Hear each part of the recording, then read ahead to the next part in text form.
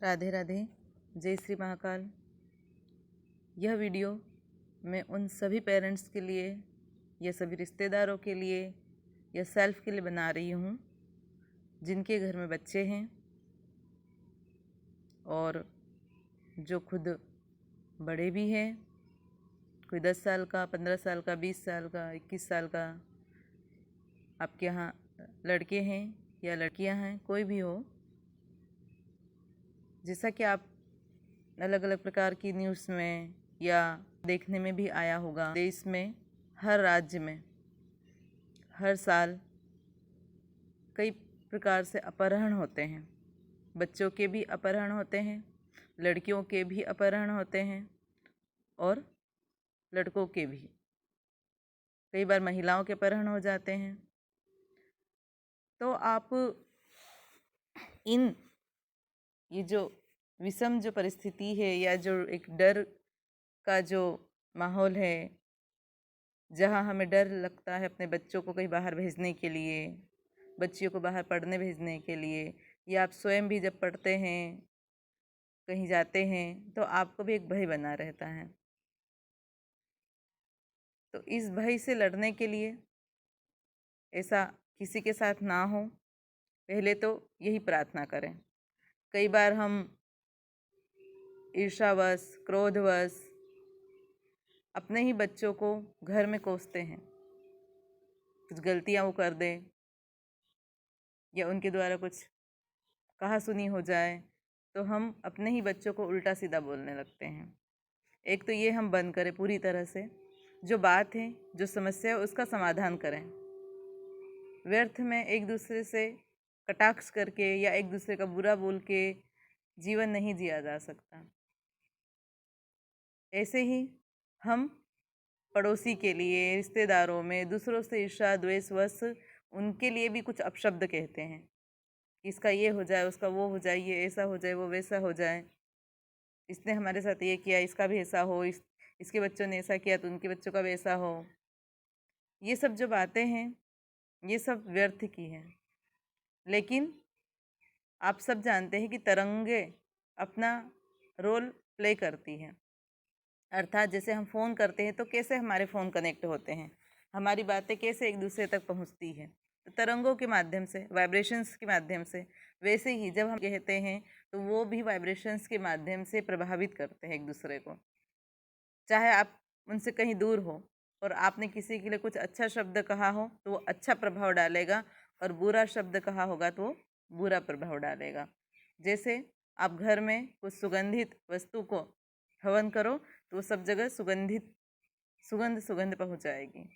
और अगर आप कुछ ऐसी वस्तु को जला दो जिससे धुआं निकल रहा हो या जिससे बदबू निकल रही हो तो आसपास के माहौल को भी बदबूदार कर देगी।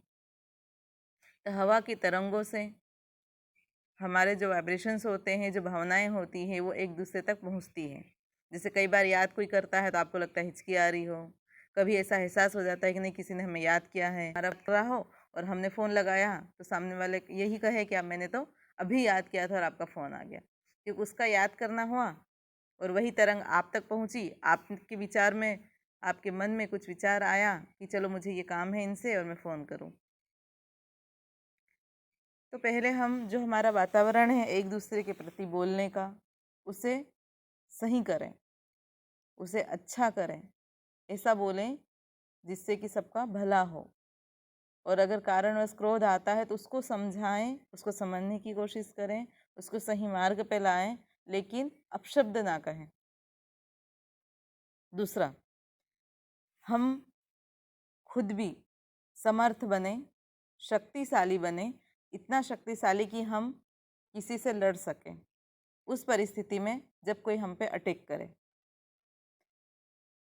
अपने बच्चों को भी तंदुरुस्त बनाइए, स्वस्थ बनाइए, उनको मजबूत बनाइए कि वो समझ सके कि कोई उनको गलत तरीके से ले तो नहीं जा रहा कहीं पर। और अपने बच्चों में सही संस्कार डालिए कि वो समझे कि हम कहाँ जा रहे हैं, हमें कौन ले जा रहा है, किसी की बातों में ना आए। उनको अच्छे से समझाएं कि आपको कहीं भी आप जा रहे हो आ रहे हो तो आप समझदारी से काम लें।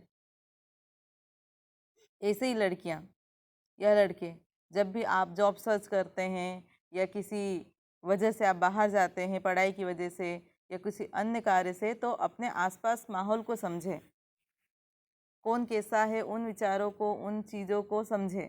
हमें किसी से बैर नहीं करना है, लेकिन हमें अपने आप को सेफ रखना है और उसके लिए हम मजबूत बने विचारों से, किसी की बातों में हम आ न जाएं, खुद को समझदार बनाएं, खुद को स्वस्थ बनाएं, एनर्जी रहे हमारे विचारों में, हमारे कर्मों में, जिससे कि हम समझ पाए कि कहाँ पे क्या हो रहा है और किसी परिस्थिति है जो हमें कभी कभी जॉब के बहाने लोग बुला लेते हैं और उसके बाद उनका अपहरण हो जाता है। कोई कहाँ पर अकेले हो या कुछ ऐसी परिस्थितियाँ आ जाती है कि जब इस प्रकार से कोई आपके साथ अपहरण आपका कर लेता है। तो इन सब चीज़ों से हमें बचना है। अपने भगवान पर ज़्यादा से ज़्यादा विश्वास बनाए रखो, उनसे प्रार्थना करो कि हमें कभी भी ऐसी परिस्थिति में ना डालें, ना हमारे बच्चों को कभी ऐसी परिस्थिति में डालें, ना किसी और के बच्चों को। क्योंकि अगर आप किसी के लिए कोई भी शब्द, तो वो शब्द कहाँ से निकलता है? आपके पास से।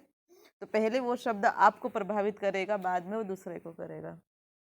सिंपल सी बात है। अगर आपने यज्ञ किया है, आपने अगरबत्ती जलाई है घर में, चाहे वो अच्छी हो या बुरी हो, दोनों ही परिस्थिति में वो पहले आपको प्रभावित करेगी, बाद में वो दूसरे को प्रभावित करेगी। तो ये जो माहौल चल रहा है उसमें सब अपने बच्चों का ध्यान रखें, अपना खुद का ध्यान रखें और समझदारी के साथ प्रभु की छत्र छाया में अपने जीवन का आनंद लें। स्वस्थ रहें। राधे राधे।